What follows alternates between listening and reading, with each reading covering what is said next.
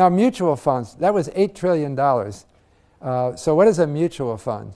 Well, in your book, Money Changes Everything, Will Getzman claims that they date back to the 1770s. This is the name of a Dutch, of course it's the Dutch who invented everything in finance.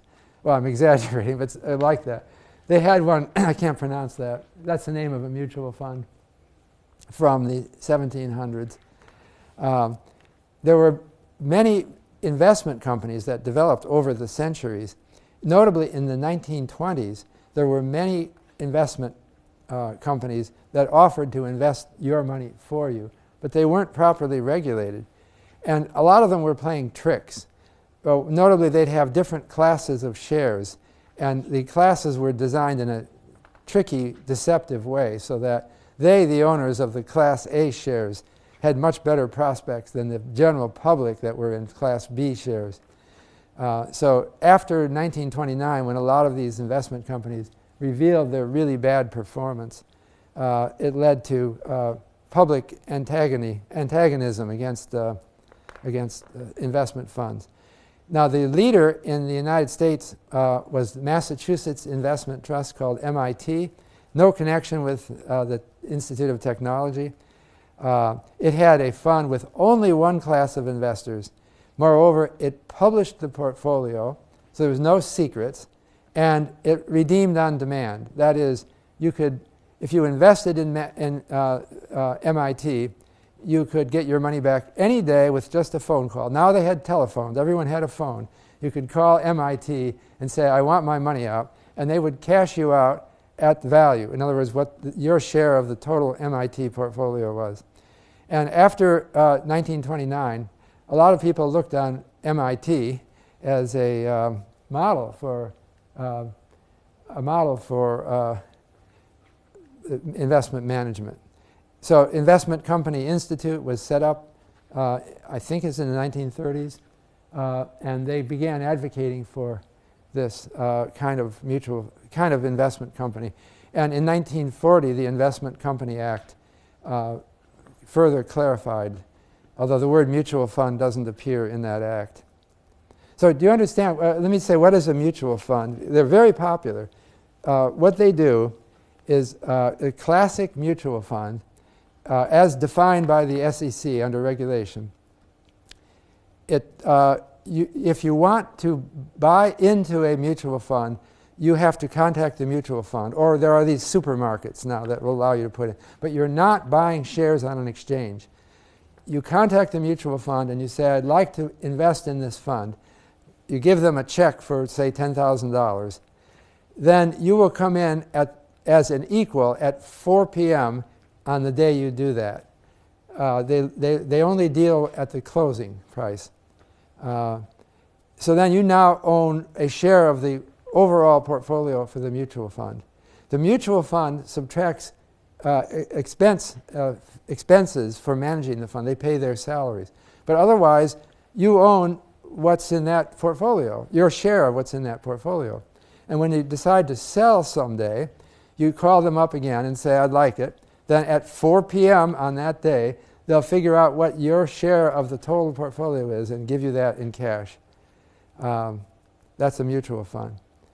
Another kind of investment fund was not invented until the 1990s. It's called an exchange-traded fund, and it operates differently than a mutual fund. Now, these are all described in Fabozzi's chapter, which I assigned, which is a good background reading. Exchange-traded funds are, maybe they're more pitched at people who like to trade in and out. They don't like this 4 p.m. rule. ETFs are a kind of investment company investment fund that is more liquid and tends to have lower management or expense ratios. They were promoted as for smart investors who don't need the mutual fund structure. So here's how it works. The first ETF was for Standard & Poor 500 stock price index, and the first ETF was called a SPDR, SPDR, that's Standard & Poor Depository Receipts. And they were only going to invest in the S&P 500. You could actually buy the S&P 500 by buying an ETF. Okay. Let me step back a minute. Mutual funds are called open-end funds because you can pull your money in and out. You're owning a share in a portfolio, and you can get it out at market value at 4 p.m. of every day. There's another kind of fund, which Favosi talks about, called a closed-end fund. A closed-end fund is different from a mutual fund in that you buy a share in the fund on a stock exchange. That closed-end fund then is a share that you can't go back to the fund and say, I want my money back. The fund invests the money and it pays dividends out, but it doesn't redeem. It has IPO. It issues shares and drops them on the market, but you can't go back to them and ask for it. Instead, you have to sell your shares. Now, the advantage to closed-end funds over mutual funds is that closed-end funds are trading continually all day long. So if the market is crashing in the morning, you don't have to wait until 4 p.m. to get your money out if you want to do that. You just sell on the exchange immediately.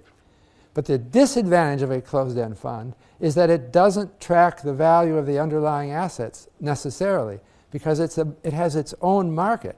And sometimes they sell at premiums and sometimes they sell at discounts.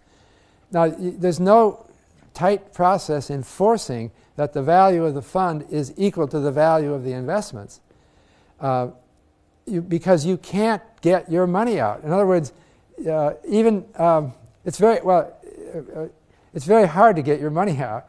And so it could be selling at a discount for years. And you're tough luck, you know. You say, why don't other investors know this? Well, maybe they don't trust the management or something like that. The management of the closed-end fund is incompetent. So ETFs were developed as an alternative to closed-end funds and to mutual funds as an invention. It was at the American Stock Exchange in 1993. I met the guy who invented them. What was his name? I can't remember it at the moment, but it's not that old. He said, how can we make something like a closed-end fund that's traded on the exchange and make sure that it tracks the underlying value?